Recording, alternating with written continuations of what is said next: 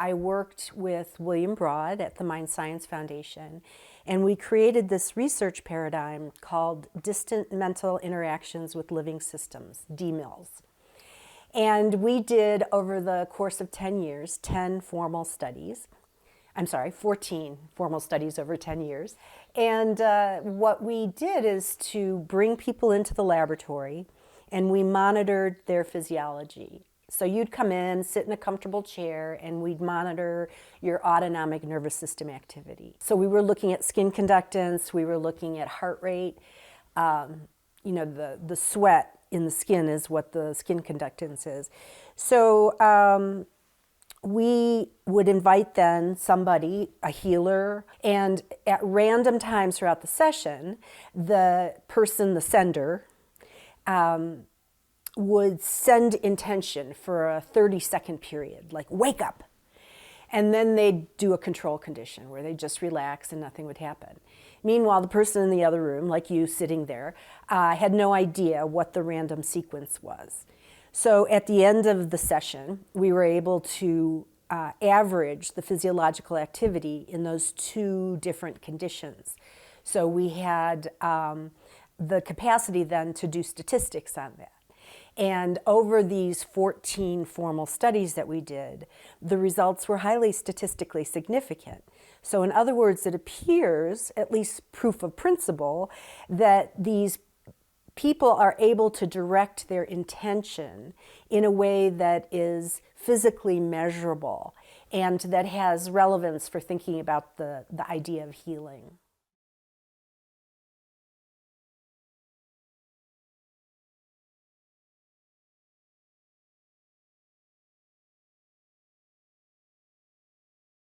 We would instruct people to direct their focused will and harness it with, great intensity during those sending periods.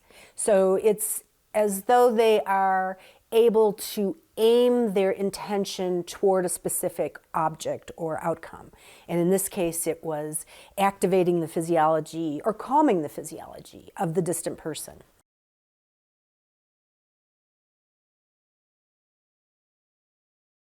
Other people began to pick up the research paradigm. And so it's been replicated in different labs all over the world.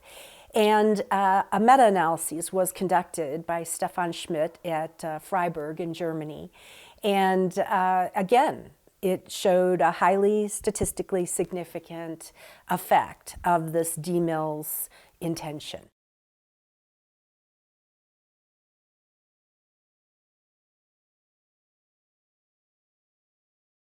It's a field effect. There's multiple components. So you have to have the right environment. You have to have the right intention on the part of the experimenter. You have to have the right attitude of the experimenter to, make this a safe environment, make this process feel comfortable for their participants.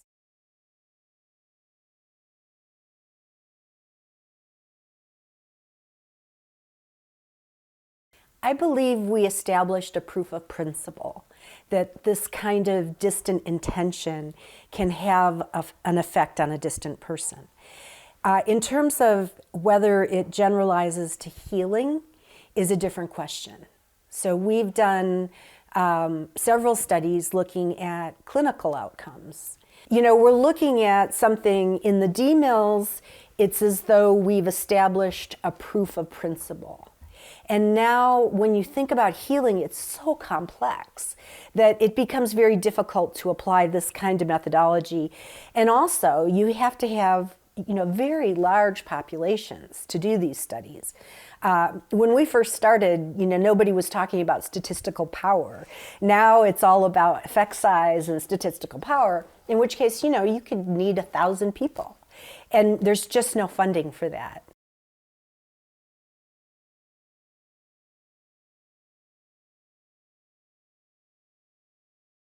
We did a study, for example, on wound healing, and we worked with women who were going through reconstructive surgery. And we had a particular outcome assessment, which was this little collagen deposition portal. So it was like a little suture that was implanted under the skin, and it measured the level of collagen, which is a factor in wound healing.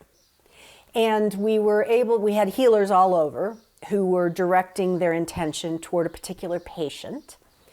Overall, we didn't get a significant effect with the general population, but a subgroup of our people were breast cancer patients, and they showed a highly significant healing response. So it may be something to do with the need of the person, and that's something that I think needs to be followed up on.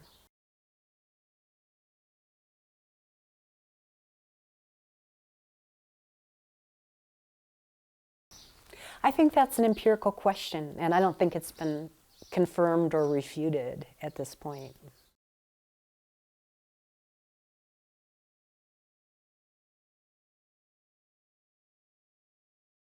I think it's a great mystery, and we really don't have answers.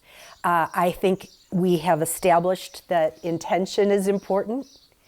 I think we've established that, the ability to stay mindful. For example, there's a couple of populations that seem to do best in these kinds of studies, and they are meditators, martial artists, and professional classical musicians. And all of them share something in common, which is that they train for intention, and they train for focus. And I think that's what these research projects, where you can focus really for a short period of time, and then you yield. And sometimes I think it's in that in-between place that we'll see the effect. But in terms of actually the healing studies, there are so many complexities. There's the belief of the patient. There's the openness of the patient. There's the belief in the openness on the part of the healer. Then you bring in this whole experimenter. And then you bring in the environment and the families.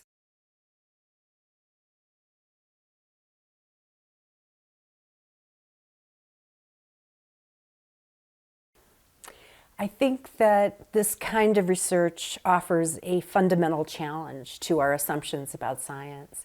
For one thing, it requires a more relational model where, there is this engagement of the various participants. So it's not like doing a physics experiment where you're manipulating matter out there. It's about a process of a we. So you're kind of changing the very pronouns by which science would be understood. The other thing that happens is that, particularly if we accept the idea of an experimenter effect, it fundamentally challenges the cornerstone of objectivity in science, because it means that the experimenter may be fundamentally involved in the outcome of the study, even in studies that have no bearing on parapsychology or psychical research.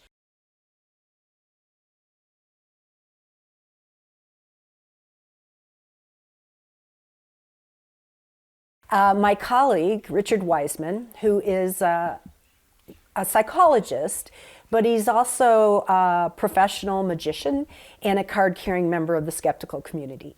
And he had done these same experiments in his lab, and he got no significant results.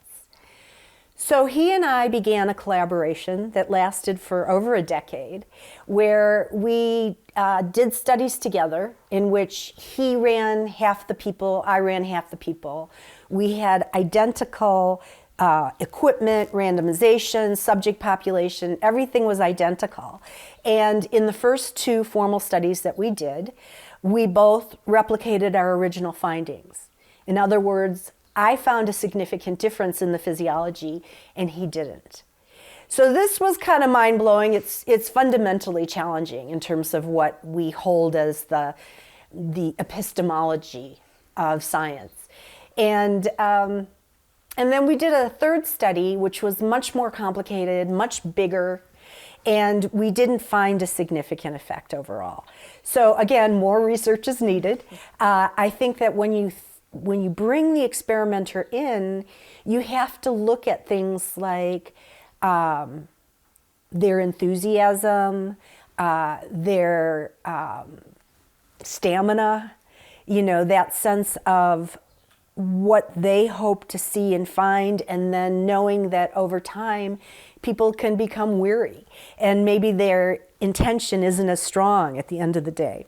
I certainly found that in the last experiment we did. I just couldn't wait for it to be over.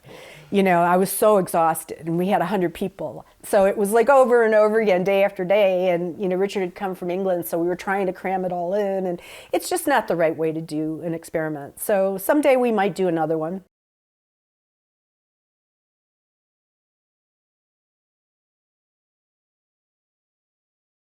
The study of spontaneous remission is like a great BBC mystery thriller, you know, where we see these patients who somehow recover from a terminal illness without any clear reason. You know, we don't understand why they suddenly had a recovery from their condition.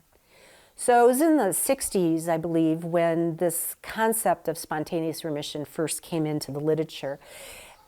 Isolated physicians had been doing case studies and reporting on these patients that surprised them, stunned them.